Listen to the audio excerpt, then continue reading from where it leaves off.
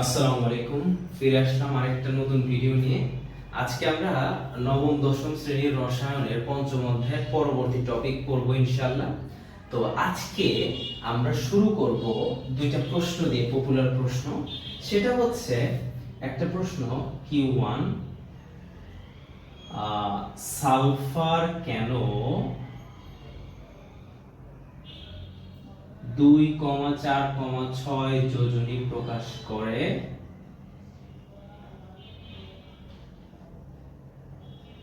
বা এটাকে আরেকভাবে বলা যায় যে সালফার কেন একাধিক যোজনী প্রকাশ করে এটা।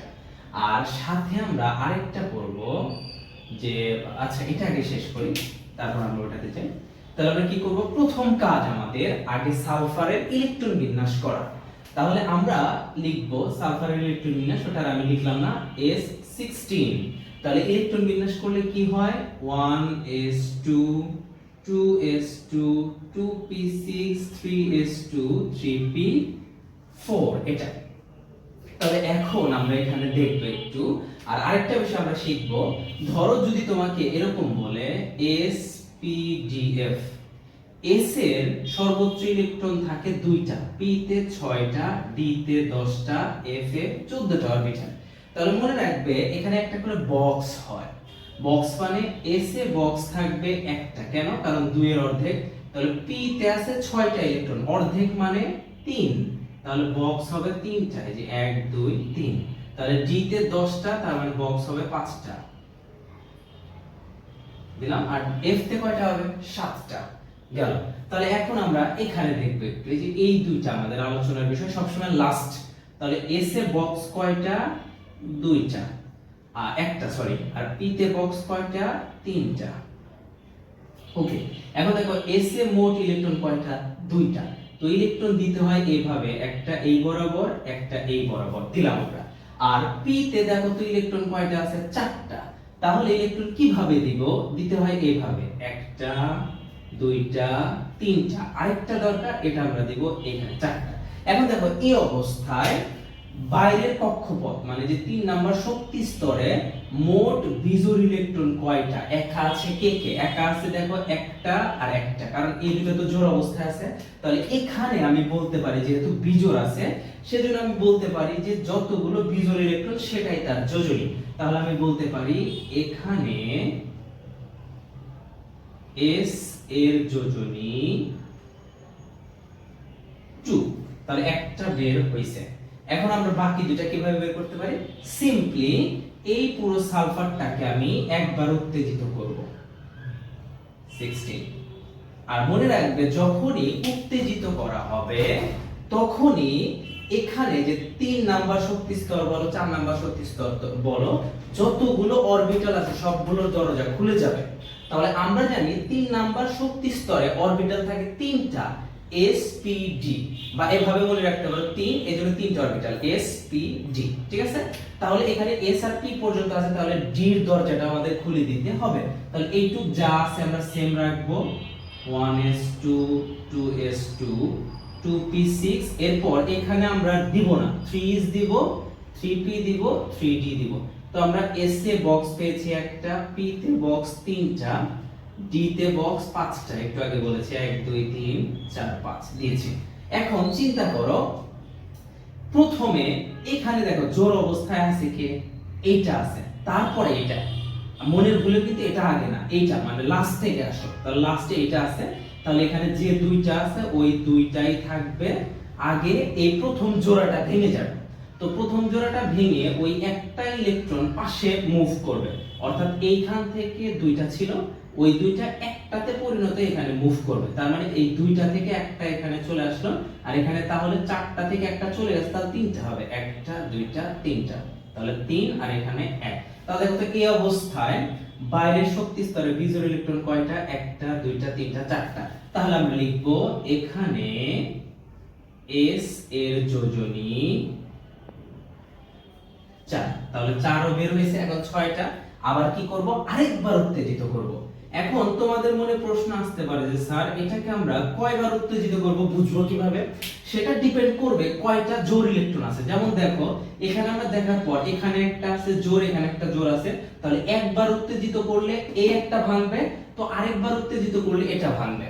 তার মানে যতগুলো জোড় ততবার উত্তেজিত করব আমরা। এরপর একটা দেখলে ইনশাআল্লাহ আরেকটু আমরা ক্লিয়ার হয়ে যাব। তাহলে এখানে উত্তেজিত করলে এটুক তো আমাদের কোনো কাজ নাই, তাহলে এটুক মনে করো যা আছে আমি এখানে বসিয়ে দিয়েছি সাপোজ, শুধু আমাদের এইটুক আলোচনা। তাহলে আমরা লিখলাম 3s 3p 3d। একটু তাকাও 3p তে একটা একটা করে কিন্তু আছে, তাহলে এটা তো আর ভাঙা সম্ভব না। তাহলে ওটা যা আছে ওইটাই লিখে দাও, যা আছে এই যে একটা একটা একটা। d তে পাঁচটা ঘর, তার ভিতরে একটা কিন্তু ফিল আপ হয়েছিল প্রথমে, আচ্ছা গেল। তাহলে এখানে দেখো দুইটা ছিল, তাহলে আমি বলেছিলাম উত্তেজিত করলে এটা ভেঙে যাবে, একবার এখানে ভাঙছিল এখন এখানে ভেঙে যাবে, তাহলে এখান থেকে ভেঙে ওই একটা ইলেকট্রন জাম্প করে এখানে চলে আসবে, তাহলে যে চলে আসলো। আর এসে এক বক্সে একটা ইলেকট্রন থাকলো, তাহলে এখানে 1 এখানে 2।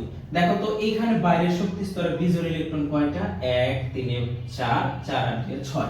তাহলে লিখবো এইখানে s এর যোজনী 6। তাহলে আমাদের মিলেছে। এটা একটা 4 মার্কস এর কোশ্চেন ছিল। বলবে যে সালফার কেন 2 4 6 যোজনী প্রকাশ করে, তখন এই যে এটা ব্যাখ্যা করতে হবে, লিখতে হবে। আশা করি বুঝতে পেরেছো। এখন আমরা এটার সাথে আরেকটা প্রশ্ন দেখব যেটা খুব ইম্পর্টেন্ট, সেটা হচ্ছে ফসফরাস কেন, এই যেটা দেখো আমরা Q2 লিখি, এগুলো আমরা মুছে দিলাম। আশা করি সবাই বুঝতে পেরেছো।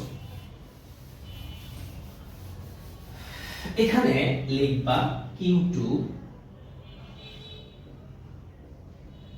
ফসফরাস কেন 3,5 যোজনী প্রকাশ করে, বা এটার প্রশ্নটা এভাবে বলা যায় যে ফসফরাস কেন একাধিক যোজনী প্রকাশ করে।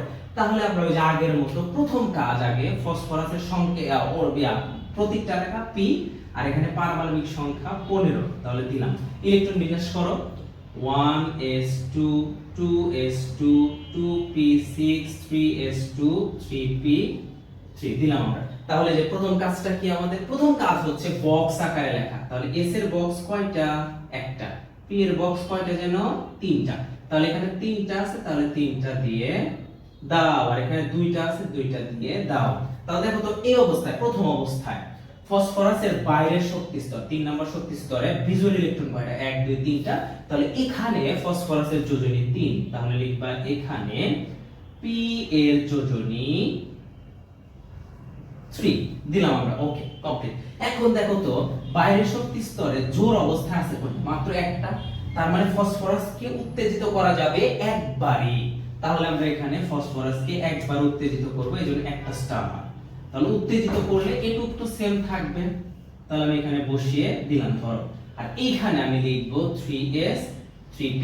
তাহলে p তে আর আমি আরেকটা কথা বলেছিলাম কি, যে যখনই উত্তেজিত করা হবে তখনই তার যতগুলো অরবিটাল থাকবে ওই শক্তি স্তরে সবগুলোর দরজা খুলে যাবে।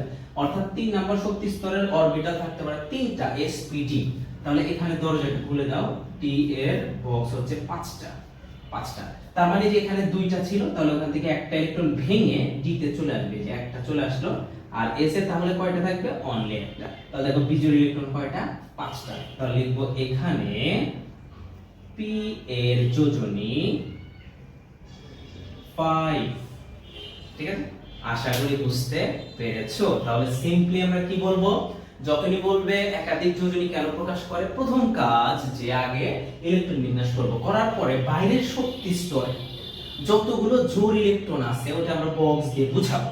তো যতগুলো থাকবে ততবার উত্তেজিত করব। যেমন ফসফরাসের বাইরে একটা জোড় ছিল, এইজন্য একবার উত্তেজিত করছে। কিন্তু এর আগে সালফারে যখন জোড় ইলেকট্রন ছিল p তে একটা আর s তে একটা ছিল, দুইটা ছিল জোড় ইলেকট্রন, এইজন্য মানে দুই জোড়া আর কি ছিল, এইজন্য আমরা দুইবার উত্তেজিত করে ছিলাম। তো আশা করি বুঝতে পেরেছো। এটাও 4 মার্কের কোশ্চেন। সো এটা ভালো করে দেখবে ইনশাআল্লাহ, এটা দেখবে পরীক্ষায় চলে আসছে। তো আজকে তাহলে এতটুকু, ইনশাআল্লাহ নেক্সট ক্লাসে দেখা হবে। আল্লাহ হাফেজ।